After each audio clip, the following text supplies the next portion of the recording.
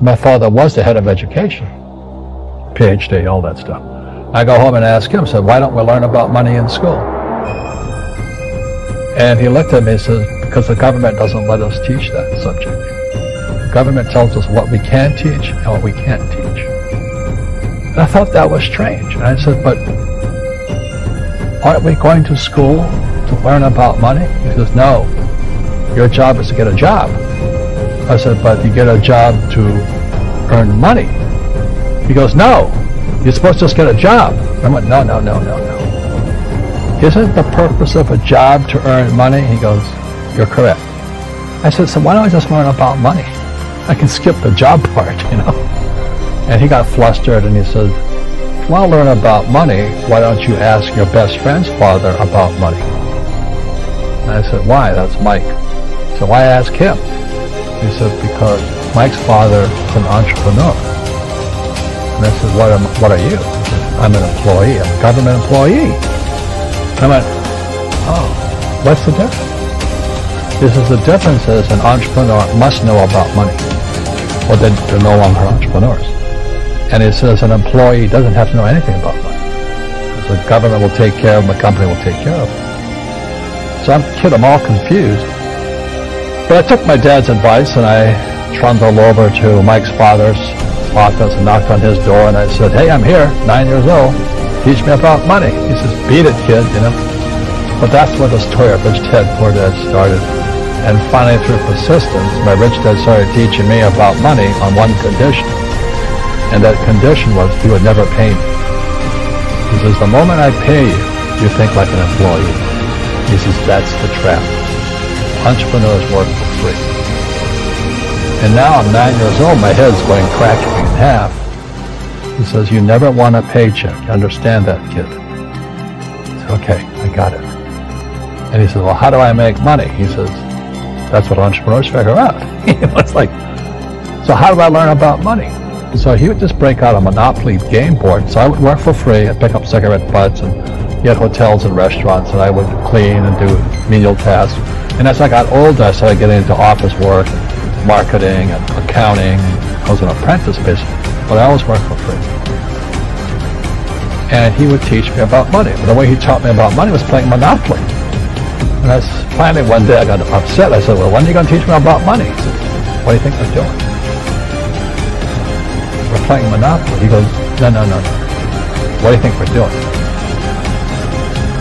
We're playing Monopoly. What do you think we're doing? So I don't know. I'm teaching you about money.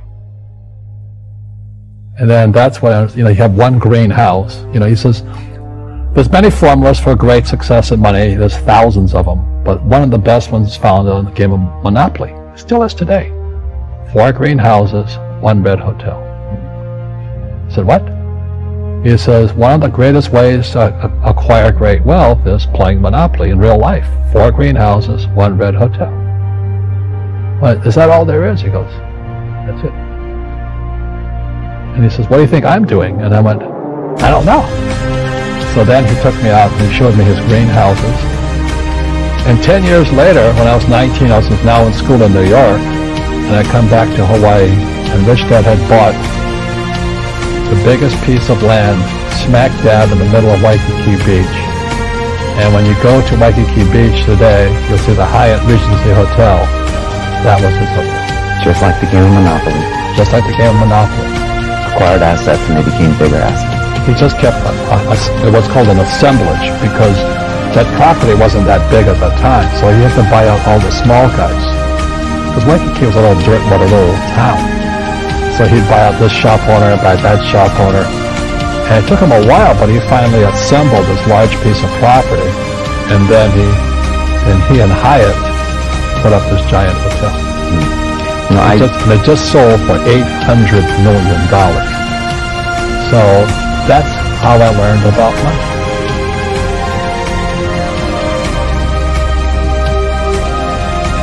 I've had financial crashes. I've had people stab me in the back.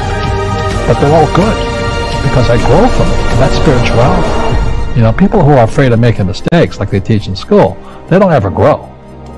Because spirituality is there's good and there's bad. There's right and there's wrong. There's up and there's down. Most people only want to be right.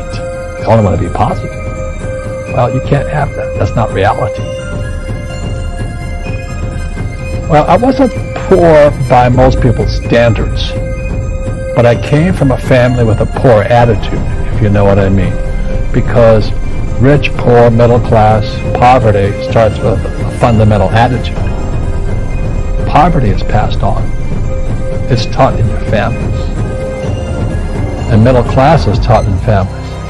And so the people right now who are sitting at home, who are struggling financially or worried about money or unhappy, they may be making a lot of money, but unhappy with what they're doing, it was probably taught to you. You know, your super ego was taught, get a job, work hard, or you'll never be rich, or the rich are evil, or whatever. The school system will never teach you about money. The school system is designed to teach you to be an employee, which is important, or a doctor or a lawyer, a specialist, but never about money.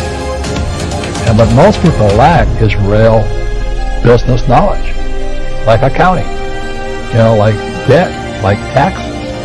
You got to know that stuff, but they don't teach it in school to anybody. So, and then when people ask me, how did your rich dad learn this when your poor dad, a PhD, didn't? And the answer is very simply, my rich dad is and my best friend's father, his father died when he was 13. So his rich dad had this family business at 13 to run. So he had to drop out of school, which was his blessing. You know, there's blessings, and you know, sometimes a blessing doesn't look like a blessing, but it turned out to be a blessing. And then his teachers became his bookkeeper, his accountant, his attorney, his banker, his real estate agents. So he has what I call real teachers, not these fake teachers in school. You see, most teachers in school, they're out of ethics. They teach subjects they themselves don't practice. I asked the teacher, I said, you know, I'm in my third year of calculus now. It was called strength of materials. I said, am I ever going to use this stuff? He goes, no. You know, I said, why do you teach it? I was like, I paid. I said, do you ever use it? He goes, no. And that's why, you know, you have to, in life, one of the things I suggest to people, you got to find a real teacher versus a fake teacher. And a fake teacher is somebody who doesn't do what they teach.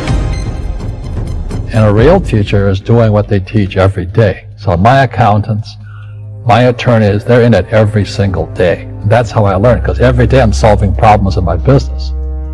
So I have accountants and attorneys and bankers and all these people on speed dial because I'm solving problems with my team. I see you giving this knowledge out, and yeah. Do the rich people cringe and say, don't tell them that, Rob? Yes. Don't tell people what you know. Right. Keep them poor. But, you know, unfortunately, the poor, as was in the Bible, I'm not very religious, the poor will always be amongst us. It starts up here. Right, it's that fear mentality. It's in their words, you know, and the words become flesh. I'm not really religious. I flunked out of Sunday school also. But when they say I can't afford it or I can't do that, for them, they become what they say. My PhD dad, he says, what do you think I am, made of money? I can't afford that. And my rich dad would say, that's why he's poor. Poor people say, I can't afford it, I can't do that, I don't have time. Because it's an escape. It's an escape. You know what I mean? It's easier to say I can't afford it. And your rich dad used to say what instead of I can't afford it? How can I afford it? How can I do that? You know, what would it take, or why should I do that? He says that a question opens the mind, a statement closes the mind. So when you say I can't afford it, the mind shuts down, and you become what you say. Rugby is a team sport, but so is soccer. The rules are different. And other people are golfers. They play by themselves. And so everybody's different. So my game financially is business, number one. Second is real estate. So what I say to young people is, you find your game.